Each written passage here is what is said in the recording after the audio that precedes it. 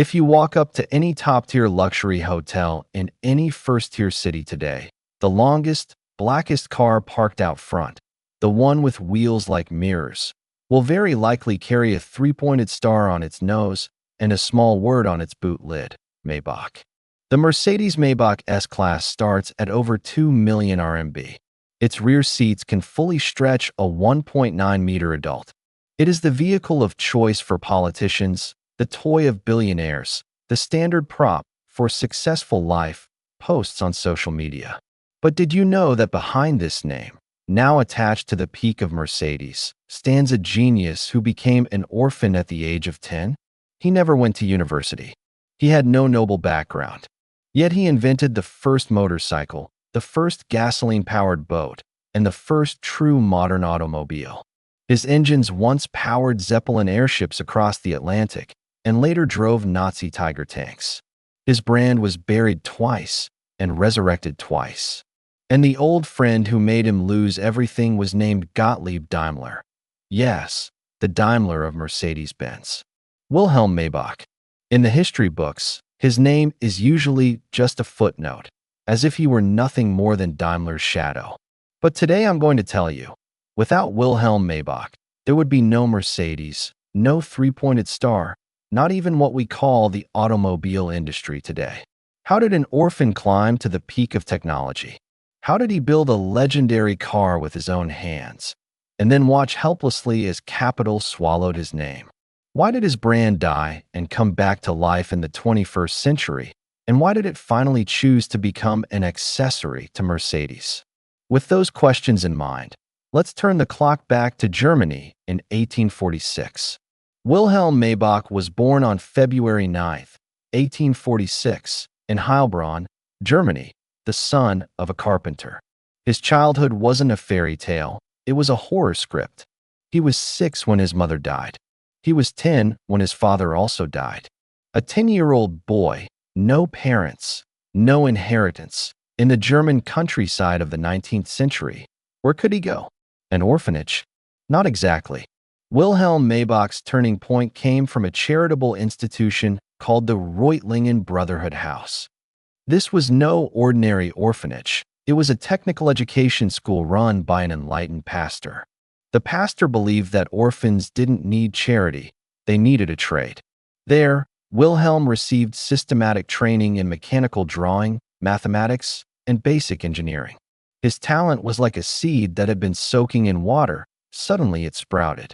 By the time he was 15, Wilhelm could draw complex mechanical blueprints. His teachers were amazed to find that the boy had a near-instinctive feel for gear ratios, steam pressure, and material strength. In 1865, at the age of 19, Wilhelm graduated from Reutlingen.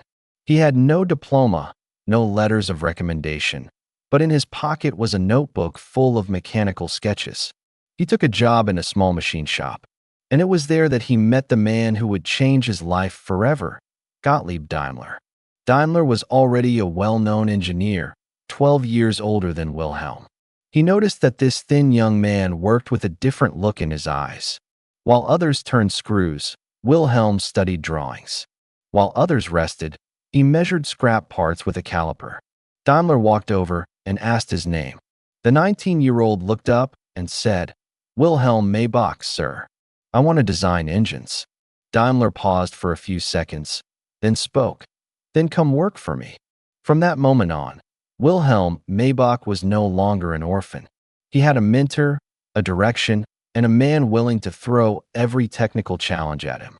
And what Daimler got in return was the most valuable thing of the last 3 decades of the 19th century, a genius. In 1882, Daimler and Maybach left the Deutz gas engine factory where they had been working. They rented a small villa in the Cannstatt district of Stuttgart. In the garden stood a greenhouse. They turned it into a workshop. That greenhouse would later be called the nursery of automotive history. And inside that greenhouse, Wilhelm Maybach completed a series of the most critical leaps in the history of the internal combustion engine. First leap, 1883. He designed a single-cylinder 4-stroke test engine, small, high-revving, with astonishing power density. It was later nicknamed the grandfather clock because it looked like an old pendulum clock.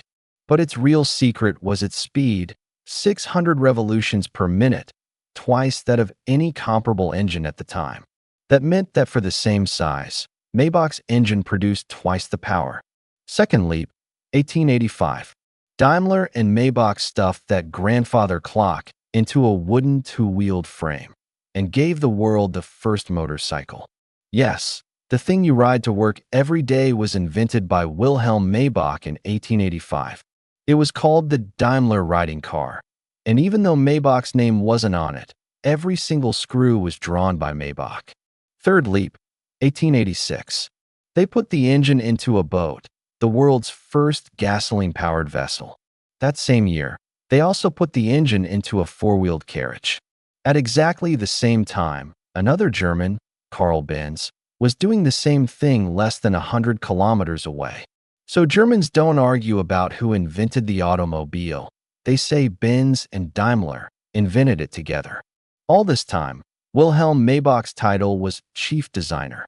Every drawing, every calculation, every prototype, he did it all with his own hands. Daimler handled commercial promotion and raising capital. Maybach turned ideas into steel. One was an extrovert, the other an introvert. One was good at drinking and talking business. The other preferred to sit quietly with his drawings. It should have been a match made in heaven, but it didn't last.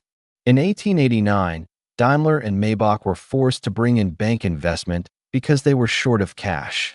Daimler Motorengesellschaft, DMG, was formed, but the price was that the bankers took most of the equity. Daimler and Maybach went from owners to highly paid employees. History calls this going public. Behind it was a pact that Maybach later remembered as a deal with the devil. They thought that as long as their technology was strong enough, capital would obey them. Reality soon slapped them in the face. In the spring of 1900, Gottlieb Daimler died of illness. His greatest worry before he passed was that Maybach would be forced out by the board of directors. He was right. After Daimler's death, DMG's board began to make Maybach's life difficult. Contract cuts, budget reductions, design proposals rejected by shareholders who knew nothing about engineering. Maybach was so angry he wanted to throw down his tools and walk away. Then a key figure appeared. His name was Emil Jelinek, an Austrian businessman and one of Daimler's largest dealers. Jelinek was an interesting man, rich, a racing enthusiast, and a doting father. His daughter's name was Mercedes, Spanish for grace. In 1900, Jelinek approached Maybach and said, "The old man is gone. Those bankers of yours don't know a thing. Build me a racing car. Make it fast, light, and a winner. Money is no object. I have only one condition. The car must be called Mercedes." Maybach was in his 50s by then, worn down by the board. He needed someone who believed in him. Jelinek gave him that trust and an almost unlimited budget. Maybach shut himself in his room and drew for 5 months. In December 1900, the Mercedes 35 HP was born. It carried a 5.9-liter inline-4 engine producing 35 horsepower, a 4-speed gearbox, and for the first time a body that had completely broken away from the horse-drawn carriage. Engine in front, passenger compartment behind, low center of gravity, long wheelbase. It was the prototype of the modern car. At the Nice Race Week in 1901, the Mercedes 35 HP won 5 races in a row. The headlines read, "This is not a car. This is a weapon." The French gave Maybach a nickname, King of Design. All across Europe, aristocrats lined up to write to DMG, "Build us a Mercedes." Here's the irony. The car made DMG a fortune. But Maybach himself? Not one letter of his name appeared on the car. The badge on the nose was the 3-pointed star, designed later by Daimler's sons. The name on the boot was Mercedes, Jelinek's daughter. Wilhelm Maybach's 4 syllables disappeared into the cracks of history. In 1907, Maybach finally had a complete falling out with the DMG board. He packed up all his drawings and walked out of the company he had helped build. He was 61 years old. Anyone else might have retired. But Maybach didn't, because he received an invitation from another old friend, Count Ferdinand von Zeppelin. Count Zeppelin was the father of the German rigid airship. His giant airships needed a lightweight, powerful, highly reliable aero engine. DMG's board thought this was a marginal business and turned it down. Maybach saw an opening. With Zeppelin's support, he and his son Carl Maybach founded a new engine company, Maybach Engine Works. Over the next decade, father and son did two big things. First, they developed a range of aero engines that allowed Zeppelins to cross the Atlantic. Second, Wilhelm gradually handed over the business to Carl, and Carl made a crucial decision. Aero engine profits were too unstable. We should build something for civilians. And what was most profitable? Automobiles. In 1921, the first car wearing the Maybach badge was unveiled. Model designation W3. It carried a 6-cylinder engine developed by Maybach himself, 70 horsepower, more than 5 meters long.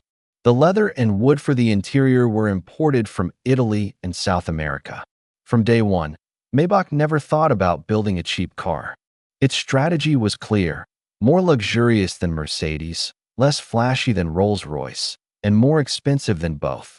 Over the next 10 years, Maybach launched the W5, the DS7, and other models, each hand-built, each custom-made for its owner. Its client list included the Queen of the Netherlands, Indian Maharajas, and the richest industrialists of that era. In the late 1930s, the Nazi Party came to power. Germany began rearming on a massive scale. Maybach's factory orders changed, from luxury sedans to tank engines. Yes, during the Second World War, nearly every heavy German tank you've heard of was powered by a Maybach engine. The Tiger Eye, the Panther, the King Tiger, all of them ran on Maybach's HL series petrol engines. Late in the war, the Maybach factory was repeatedly bombed by Allied aircraft. Half of the plant lay in ruins. When Germany surrendered in 1945, Maybach was classified as a military factory. Its production equipment was dismantled. Its technical documents were confiscated. The brand fell into a decades-long slumber. In the early post-war years, Maybach tried to build farm tractors and marine engines, but it never returned to the luxury car market. Carl Maybach died in 1960. In the 1960s, Daimler-Benz, the successor to the old DMG, formally acquired the Maybach brand. A company once founded by Maybach's own hands, finally bought back by Daimler's heirs. It was like a reconciliation across half a century, and also like the complete absorption of technology by capital. Through the 1970s, 1980s, and 1990s, the name Maybach was known only in engineering circles. It occasionally appeared on Mercedes flagship models as a Maybach engine badge, but most young consumers had no idea who Maybach was. In 1998, Daimler-Benz made a bold, and arguably reckless, decision. It would resurrect Maybach as a standalone ultra-luxury brand. They poured more than €1 billion into developing the Maybach 57 and Maybach 62. The numbers stood for lengths in decimeters: 5.7 meters and 6.2 meters. Their direct competitors were Rolls-Royce and Bentley. But the market slapped Daimler hard. The Maybach 57 and 62 were not technically flawed. In some details, they even surpassed Rolls-Royce. The problem was that they looked too much like a rebadged, stretched Mercedes S-Class. The dashboard, the steering wheel, too many similarities. For people rich enough not to need to prove anything, what they wanted wasn't another brand from Mercedes-Daimler. They wanted the exclusivity of "I know this and you don't." Maybach had neither the old-school British aristocratic halo of Rolls-Royce nor the racing pedigree of Bentley. It was stuck in the middle.